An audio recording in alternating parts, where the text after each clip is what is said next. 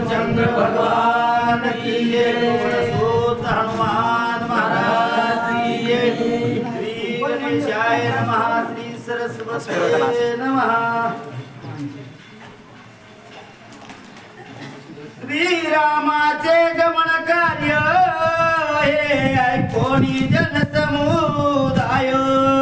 मूर्छित झाले राजे आणि ऋषीवर्य थोर दुःख पावले। सर्व ज्ञानवंत विमंत आदरणीय वंदनीय वयोवृद्ध पूर्ण अधिकार संपन्न श्रोते माझा माता माझ्या लागतो हे सर्वांचे गुरुवर्य गुरुनाम भगवान बाबा, गुरुवर्य गुरुनाम माऊली दादा आणि भक्त शिरोमणी हनुमानजी यांच्याही चरणाला प्रणिपात करून या ठिकाणी वेळाच्या शब्दामध्ये गरजेचा अनुसंधान सांगण्याचा प्रयत्न करीन। सर्व जिथे आज पर्वणी आहे, रामायणातील सर्व सखोल अधिकाराने श्रेष्ठ असणारे, वयाने श्रेष्ठ असणारे, वयोवृद्ध असणारे, अधिकार संपन्न अशी सर्व मंडळी आहे। आता हे सर्वजण रामकथेचं सांगण्याचं कार्य करतात। ज्या ज्या ठिकाणी असणारी रामकथा असतात त्या ठिकाणी धाव घेणारी सर्व ही मंडळी, पण ऐकायला सर्व हीच मंडळी। रामायण सांगायचे कोणाला? रोज ज्यांचा दिनरजनी हाती धंदा गोविंदाचे पावडे अशी त्यांची अवस्था आहे। आमचे शिंदे महाराज आहेत, लोरले सर आहेत, साबळे गुरुजी, गुळवे गुरुजी, मुंडे महाराज आहेत। बघा किती वय त्यांचं, जर कुठून आले तर फोर व्हीलर गाडी घेऊन, आणि हे असंच आहे। रामकथेचा ध्यास लागला का संभाजी महाराज बडे एक शनिवार चुकू देत नाही चाललेला। कर्नाटक मधून आली ती हो का? हे मला याचा परिचय नाही। ही जोड कर्नाटक मधून आली कशासाठी? रामकथेसाठी। काय ध्यास असतो आणि ज्याला लागतो का त्याचा त्याला अनुभव सांगायचा, दुसऱ्याला कळत नाही काय ते। बाकीच्या मध्ये हे वेळ झालंय, त्याला वेळ लागलाय, हे रोज उठतंय एका गावाला पळतंय, पण हे सर्व सोडून देऊन जे वाट धरतात का त्यांचं जास्त कार्य दिला जाते, ते ठाम राहू शकतात। ही सर्व अशी शुद्ध मंडळी जे डोळे पुढे महाराज आहेत, त्यांची तर एवढी तयारी असते, मला कुठेही घेऊन चाला, इतकं वय आहे त्यांचं। आज कुठे म्हणजे गिरी महाराज आहे तिकडं, ही सर्वांची काही मंडळी का हे कसे तर अधिकारानं मोठे आहेत, ज्ञानानं मोठे आहेत, पण माझ्यासारखे असणाऱ्या भगवत महाराजांनी सांगितलं पण मज पामर आहे काय थोडपण पायीची वाहन पायी बरी, तसं पण शेवटे करावे सांगितले काम। तसं या ठिकाणी सूचकत्व केलंय आमच्या चौरे बापूंनी, त्याचे मला नाव सुचविलं। जी काही वाट्याला सेवा आली असं ती सेवा करण्याचा प्रयत्न करील। कथेचं अनुसंधान असं आहे, ही सर्व गोष्ट ऐकली बघा। आणि हे पुण्याला म्हणजे कोण कोण होते? दुःख करणारे ऋषी होते, मुनी होते, साधू होते, संत होते। आणि ज्यावेळेस सांगितलं रामाने आता आम्हाला निर्वाण करायचंय स्वर्गाला, आमचा कार्य संपलंय, आम्ही जातो आमच्या गावा, असं म्हटल्याबरोबर सर्वजण मूर्छायमान झाले। म्हणले राम गेल्यावर आपलं काय काम आहे? आणि जिथं राम नाही तिथं काय काम राहतं का? तिथं काय म्हणतात मग काळा काळा यासी म्हणत काय झाला भूमी भार उचला म्हणतात लवकर, याच्यात आता राम राहिला। आणि मग या चालता बोलता जे राम आपल्यातला निघून गेलं, पुन्हा आपलं काय गती होणार आहे म्हणले। सर्वाला खरं हे दुःख होऊ लागलं। आता आपल्याला आपलं दुःख कशाचं होत आहे, आपण आपलं कॅल्क्युलेशन करायचं। कुणाला मुलाचं दुःख आहे, कुणाला प्रॉपर्टीचं दुःख आहे, कुणाला व्याधीचं दुःख आहे, आपण या दुःखात गुंतलो। पण देवाचा वेळ झाल्यावर आपल्याला दुःख होत आहे का? नाही होत, मला तर नाही होत। मला वाटतंय कधी लवकर रामकथा संपली, आता कवा गाडीला की खातून जातोय। प्रधान म्हणती श्री रघुनाथ ऐके नगरीच्या जनांची कथा, म्हणती श्रीराम स्वर्ग जाता मुचे राहून कोण कार्य। प्रधानजी बोलू लागले प्रभू रामचंद्राला, आणि सांगितलं रामा ही वार्ता पसरली पूर्ण अयोध्या नगरीमध्ये, देवाचा वियोग झाल्यावर काय दुःख होतं या। न व्हावा वियोग जन्मोजन्मी, वियोग हवा का नाही. आता दृष्टी पुढे ऐसा चतुर आहे जो मी तुझं पाहे पांडुरंगा. अशी अवस्था ज्यांची झालेली होती तिचं नाव अयोध्यानगरी होती. आणि म्हणले मग रामाचा आणि आपला वियोग झाल्यावर आपल्या जीवनाला अर्थ नाही म्हणून म्हणजे सर्वजण काय झाले मूर्छायमान झाले. बेशुद्ध अवस्था झाली रामा. सर्व नगरी तुमच्या वियोगानं दुःखामध्ये बुडून गेली. कारण राम जर त्या ठिकाणी जात असतील तर आमचा पाठीमागे राहून काय उपयोग आहे. आमचं जीवन असणार या ठिकाणी व्यर्थ आहे. असं रामा सर्व नगरी दुःख करू लागली. ही वार्ता प्रधान प्रभू रामचंद्राला सांगू लागले. श्रीराम मागे अयोध्यापुरी माझी वसेल तो दुराचारी. ऐसा निश्चय रवणारी त्वर तोरी केला असे.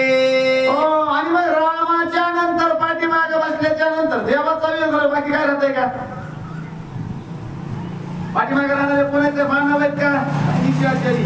आणि मग म्हणले रामाच्या पाठीमागे जो राहील का तो असणारा निशाचर राक्षस समजावा म्हणले. त्याच्यामुळे रामाचा आणि आपला वियोग होता कामा नये. जिथं राम तिथं आपण. आणि आपल्यातल्या रामाचा वियोग जर झाला राम जर स्वर्गाला निघून गेले तर या ठिकाणी असणार वियोग म्हणजे दुःखाच्या खाईत जाण्याप्रमाणे. म्हणून बोलतात तू येथे प्रत पाळिले प्रतापे करोनी रक्षिले.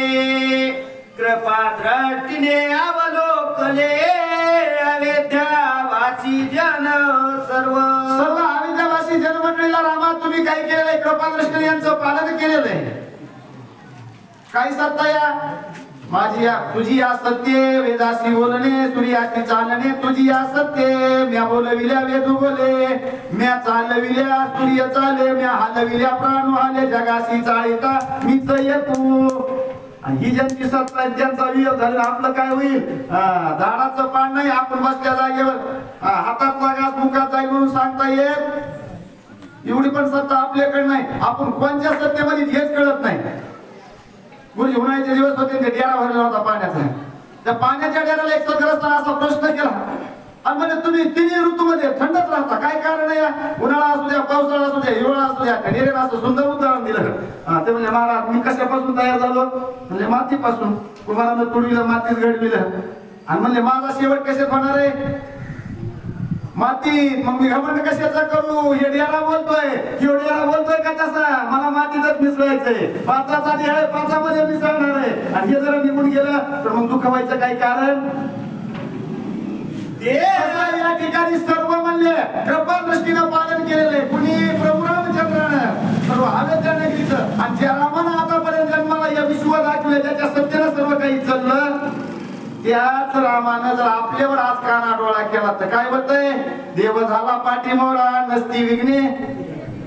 आपलं इथंच होत आहे. जरा माणूस बेजार झाला का काय करावं महाराज वावतळीत सापडलो भ्रमिष्ट झालं. तू भ्रमिष्ट नाही झाला देवाला तो विसरला म्हणून दुःख होतंय. आणि हे दुःख पचवण्यासाठी तुम्हाला असं वाटतंय काय लयरोज रामायण सांगितलं म्हणजे तुमच्या कर्मातलं काहीतरी देव कमी करतोय प्रारब्ध असं काही नाही. पण आलेले संकट पचवण्याचं सामर्थ्य फक्त या रामनामामध्ये या विश्वामध्ये फक्त हे नामच श्रेष्ठ आहे. आणि हे धारण केल्यावरती छाती तयार होती. ते दुःख शमन करण्याची पात्रता होती. म्हणून ही रामकथा सांगायची ऐकायची श्रवण करायची आणि अशा संगतीमध्ये जायचं. कारण ही जी काही संगती का अर्धाक्षरानं घडता संतांची संगती त्याने होय शांती. महत पापा कितीही तुमचं मोठं पापा असू द्या अर्ध्या क्षणाची संगती लागते. म्हणून मी सांगत असतो संगत करना बनवून की बळत बळत बळ जाय. गजगे माता आजा बैठे मनमानी सोफल काय. लहान्यानं मोठ्याची संगती केल्यावर प्रगती होती. इथं रामाचा वियोग होऊ लागला म्हणून सर्व अयोध्यानगरी बोलू लागली. ज्या रामानं प्रतिपालन केलंय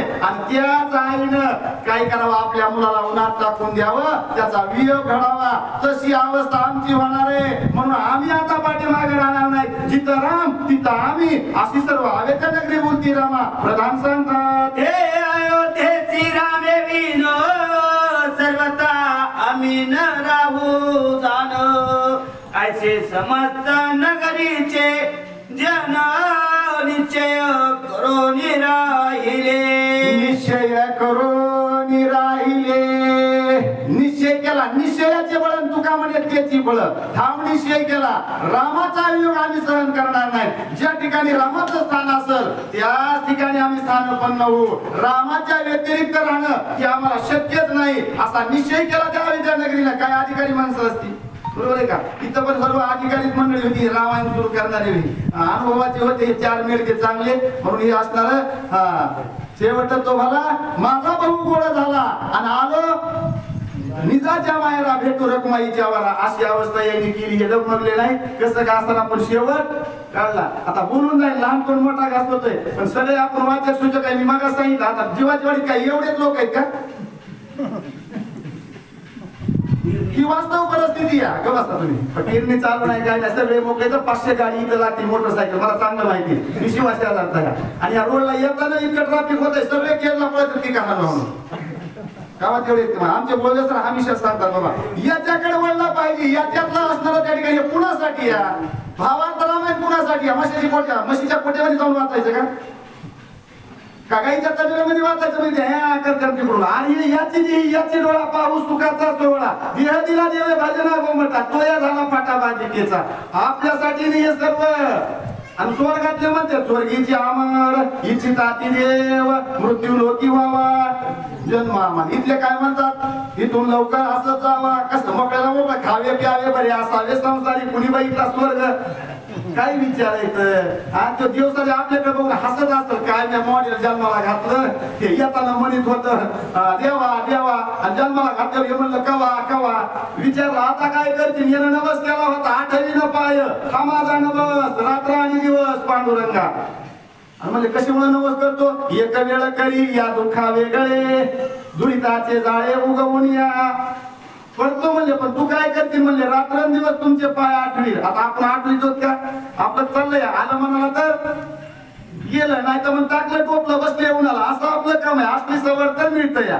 मग तसं या ठिकाणी आवेचा नगरी होती हे म्हणले नाही नाही नाही रामाच्या व्यतिरिक्त जीवन म्हणजे व्यर्थ या आपल्या जीवनाला अर्थच नाही म्हणले. म्हणून आम्ही रामाचा योग सहन करणार नाही रामाबरोबरच सर्वांनी जाण्याचा निश्चय केला. ठाम झाले आणि काय केलं ऐसी श्रीरामे प्रधान मुखीची गोष्टी ऐकून या सुख संतुष्टी निश्चय जाणोनिया पोटी भरताची बोलता झाला. रामाला काय वाटलं संतुष्ट वाटला ना समाधान वाटलं का दुःख झालं का हा नगरी यायली माझ्याबरोबर असं नाही. प्रभू रामचंद्राला हे समाधान वाटलं संतुष्ट झाले आणि हे सर्व ऐकून घेतलं प्रधानाच्या वार्ता या नगरीची काय अवस्था आहे ती हे रामाच्या कानावरती पडली वार्ता. त्याच्यामुळे त्या ठिकाणी म्हणले संतुष्ट झाले समाधानी झाले आणि भरतजीला जवळ बोलवलं आणि भरतजीला जवळ बोलवून प्रभू रामचंद्र पुढे काय कार्यभाग सांगतात. श्रीराम म्हणे राया भरता धर्मवंता उदार चित्ता कुशल हो आदेशंचोनी शीघ्रता विलंब सर्वता करू नको. भरताला जवळ बोलून घेतलं प्रभू रामचंद्राने. भरता तू कसा आहे धर्म आता त्या ठिकाणी पालन करणारा धर्म करताय धर्माची जोपासना करणार धर्माचं आचरण करणार आहे उदार असणारा अंत करणार आहेस तू. मग काय कर बाबा लवकरात लवकर लव आणि कुशला त्या ठिकाणी अभिषिंचन कर त्यांचं त्यांना राजगादीवरती असणारं स्थानपण कर भरता. हे कार्य मात्र माझ्या डोळ्या ठिकाणी उरत म्हणले. आपण हिला ट्रान्सफर करून जायचं बरं का याच्यामुळे रामायण आहे.